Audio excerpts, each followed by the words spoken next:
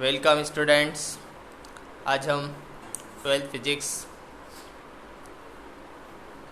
का नया टॉपिक पढ़ेंगे। एक समान विद्युत क्षेत्र में लगने वाला बलयुग्म आघूर्ण। तो प्रश्न है, एक समान विद्युत क्षेत्र में द्विध्रुव पर लगने वाले बलयुग्म आघूर्ण के लिए आवश्यक सूत्र की स्थापना कीजिए। इसमें आगे और लिखा है, इसकी सहायता से विद्युत द्विध्रुव आघूर्ण की परिभाषा लिखिए। यह हम अभी नहीं करेंगे, सिर्फ हम बलयुग्म आघूर्ण के लिए सूत्र की स्थापना करेंगे। तो इसमें देखिए डायग्राम में कि ये एक समान विद्युत क्षेत्र है ई, जो सीधी समांतर लाइनें खींच रखी है, ये एक समान विद्युत क्षेत्र है। इसमें एक विद्युत द्विध्रुव रखा हुआ है जिस ए बी, इसके आवेश -q और +q हैं। -q और +q हैं, लिखा भी माना ए बी एक विद्युत द्विध्रुव जिसके आवेश -q और +q हैं। इनके बीच की दूरी 2a है। द्विध्रुव एक समान विद्युत क्षेत्र में थीटा कोण, यहाँ पे थीटा कोण लिखा हुआ है, थीटा कोण बनाते हुए रखा गया है। जो विद्युत द्विध्रुव है इसको थीटा कोण बनाते हुए रखा गया है। यहाँ पे थीटा लिखा नहीं है मैंने, ये थीटा यहाँ पे जो कोण है ये थीटा कोण है, लिख लेना। थीटा कोण बनाते हुए रखा गया है। अब इस विद्युत क्षेत्र के प्लस आवेश के कारण, विद्युत क्षेत्र के कारण प्लस आवेश पर जो बल लगेगा F बराबर Q विद्युत क्षेत्र की दिशा में, तथा माइनस आवेश पर बल F बराबर Q विद्युत क्षेत्र की विपरीत दिशा में, विद्युत क्षेत्र की विपरीत दिशा में लगता है। ये दोनों बल परस्पर बराबर व विपरीत हैं। दोनों बल बराबर हैं और क्या है, विपरीत, मतलब दोनों की दिशा विपरीत है। तो दोनों बल मिलकर एक बलयुग्म बनाते हैं। बलयुग्म जो है, बलयुग्म आघूर्ण, ये 11th का टॉपिक है, हमने 11th में पढ़ा था बलयुग्म और बलयुग्म आघूर्ण।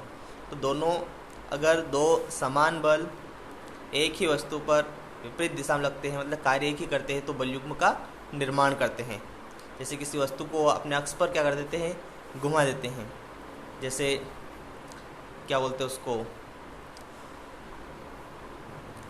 नल की जो टोटी हम घुमाते हैं उंगलियों की सहायता से, तो जो बल लगाते हैं वो क्या है, बलयुग्म। अब डायग्राम को समझते हैं कि इसमें एक समान जो विद्युत क्षेत्र रेखा है, ये एक समान विद्युत क्षेत्र रेखा है। देखिए ये जो खींच रखी है ये एक समान विद्युत क्षेत्र रेखा है।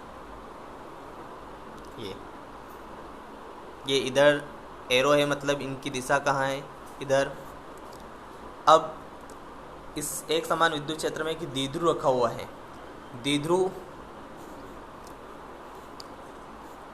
देखिए, द्विध्रुव मतलब ये द्विध्रुव रखा हुआ है, इसके आवेश हैं -q +q। अब विद्युत क्षेत्र के कारण प्लस आवेश पर बल लगेगा F बराबर QE। F बराबर Q विद्युत क्षेत्र की दिशा में, इस पर जो बल लगेगा ये कहाँ लगेगा, इसकी दिशा में ही लगेगा। कितना बल लगेगा, QE, या F = QE विद्युत क्षेत्र की दिशा में। जैसे हमने विद्युत क्षेत्र की तीव्रता का फॉर्मूला पढ़ा था, F/Q 0, तो उसी से लिखा हमने, F बराबर क्या आएगा, QE। तो विद्युत क्षेत्र की दिशा में लगेगा, और माइनस आवेश पर जो बल लगेगा, माइनस आवेश पर बल विद्युत क्षेत्र की विपरीत दिशा में लगेगा, इधर लगेगा। इधर भी कितना लगेगा, QE, सेम बल लगेगा। दोनों बल बराबर है लेकिन दिशा क्या है, विपरीत है। दोनों बल बराबर और दिशा विपरीत है। इस प्रकार ये दोनों एक इसी को, जो द्विध्रुव है, इसको अपने अक्ष पर घुमाने का प्रयास करेंगे। तो इस प्रकार जो बल युग्म लगेगा उसकी हमें गणना करनी है। समझ में आ गया। ये जो रेड कलर की लाइनें खींच रखी हमने, ये क्या है, एक समान विद्युत क्षेत्र की रेखाएं हैं। इस पे हमने एक विद्युत द्विध्रुव बना रखा जिसके आवेश -q +q हैं।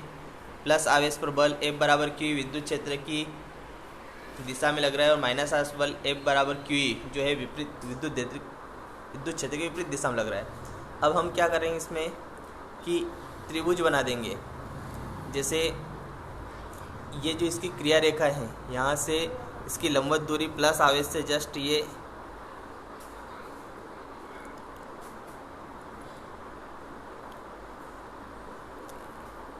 यहाँ से यहाँ तक, इसको नाम दिया सी, एक क्या बन गया, त्रिभुज बन गया है। तो इस प्रकार से इसमें प्लस आवेश पर जो बल लगेगा F बराबर की विद्युत क्षेत्र दिशा में लगेगा, और माइनस आवेश बल लगेगा F बराबर की विद्युत क्षेत्र की विपरीत दिशा में लगता है। दोनों बल बराबर हमने लिख भी रखा है। क्या लिख रखा है कि विद्युत क्षेत्र के कारण प्लस आवेश पर जो बल है F बराबर की विद्युत क्षेत्र की दिशा में, तथा माइनस आवेश पर बल F बराबर की विद्युत क्षेत्र की विपरीत दिशा में लगता है। चूँकि दोनों बल परस्पर बराबर व विपरीत है, अतः दोनों बल मिलकर एक बलयुग्म बनाते हैं। इस प्रत्यानयन बलयुग्म का आघूर्ण, ये फार्मूला 11th में भी था कि जो बलयुग्म का आघूर्ण आएगा, दोनों बल समान है, F बराबर Q, प्लस आवेश पर भी उतना ही बल लगेगा, माइनस आवेश पर भी उतना ही बल लगेगा। एक बल, फार्मूला क्या है, प्रत्यानयन बलयुग्म आघूर्ण को टाउ से नोट करते हैं। टाउ 11th में पढ़ा था हमने। टाउ बराबर एक बल गुणित दोनों बलों के बीच की लंबवत दूरी। एक बल कोई सा, दोनों बल बराबर हैं तो कोई सा भी एक बल लेंगे हम, एक बल। अब दोनों बलों के बीच की लंबवत दूरी, ध्यान समझना, हम दूरी में कंफ्यूज नहीं हो जाएं। अब दोनों आवेश माइनस क्यू और प्लस क्यू के बीच की लंबवत दूरी, जैसे मतलब क्रिया रेखा के बीच की लंबवत दूरी लेंगे हम। दूरी ए और बी की दूरी 2a, ये तो समांतर दूरी है। बल की जो प्लस आवेश पर जो बल लग रहा है, इसकी क्रिया रेखा जो है ये क्रिया रेखा है, और माइनस आवेश की क्रिया रेखा ये है। इन दोनों रेखाओं के बीच की लंबवत दूरी, दोनों प्लस आवेश की क्रिया रेखा और माइनस आवेश की क्रिया रेखा दोनों बीच की लंबवत दूरी ये होगी BC। याद रखिए, माइनस आवेश और प्लस आवेश दोनों के बीच की लंबवत दूरी, दोनों आवेशों के बीच जो बल लग रहे दोनों के बीच की लंबवत दूरी कितनी होगी, BC। तो ये हम ली हैं एक बल गुणित दोनों बलों के बीच की लंबवत दूरी। तो टाउ इज इक्वल टू एक बल क्या है, QE, और दोनों बलों के बीच की लंबवत दूरी कितनी है, BC। Tau is equal to QE into BC। कोई सा एक बल लेंगे हम, दोनों बल बराबर है। अब समकोण त्रिभुज ABC में साइन थीटा बराबर लंब बटे कर्ण। अब देखिए साइन थीटा फार्मूला मालूम है हमें, sine theta is equal to क्या होता है, लंब बटे कर्ण। त्रिभुज ABC में देखिए लंब क्या है और कर्ण क्या है। लंब BC लंब है, इसमें त्रिभुज में BC क्या है, लंब है, और कर्ण क्या है, AB है। ठीक है, दिख रहा है, ये जो BC है ये लंब है और AB क्या है, ये कर्ण है। यहाँ पे थीटा कोण बन रहा है, ये लिखना है सभी को। तो क्या आएगा, sine theta is equal to BC बटे AB, और AB का मान देखिए, ये AB का मान क्या है, 2a है। A से B की दूरी देखिए 2a, तो ये लिख देंगे हम sine theta is equal to लंब बटे कर्ण BC बटे AB। Sine theta is equal to BC upon 2a।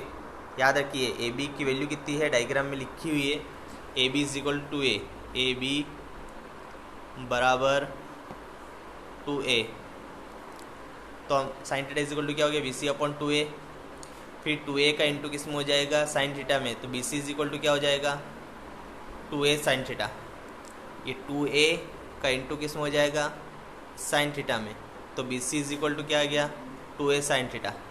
BC is equal to 2a sine theta.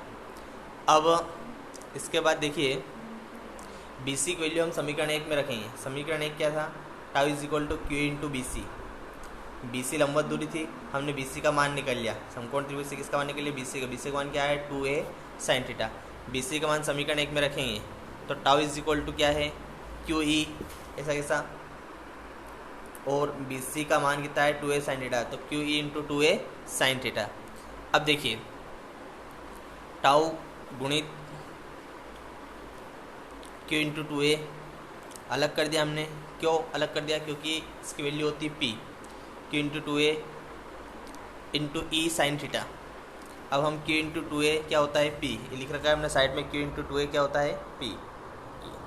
जो ये Q इंटू 2A है, ये Q into 2A is equal to क्या होता है P। तो इसकी जगह क्या लिख दें हम P, तो क्या हो जाएगा PE sine theta, PE sine theta, ये बल आघूर्ण का व्यंजक है। अब इसको हम सदिश रूप में लिखें, जिसे हमने 11th में पढ़ा था कि A क्रॉस B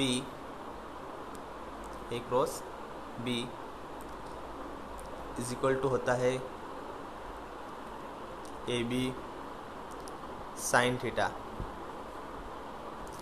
तो ये वैल्यू है PE साइन थीटा, तो इसको लिख सकते हैं वेक्टर फॉर्म में लिखें, vector tau is equal to क्या हो जाएगा P क्रॉस E, ये वेक्टर फॉर्म में, ये बल आघूर्ण का व्यंजक है। इसमें कंडीशन होती हैं, तो कंडीशन हम देखते हैं कि इस बार जो अधिकतम कब लगेगा बल आघूर्ण और न्यूनतम कब लगेगा। यदि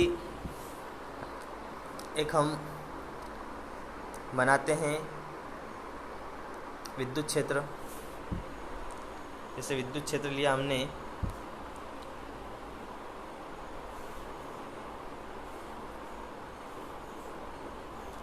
एक समान विद्युत क्षेत्र है, इसकी दिशा इधर है। अब हमने एक द्विध्रुव ले लिया, इसके समांतर, ये विद्युत क्षेत्र दिशा इधर है, द्विध्रुव लिया है। द्विध्रुव में देखिए ये प्लस Q और ये माइनस Q।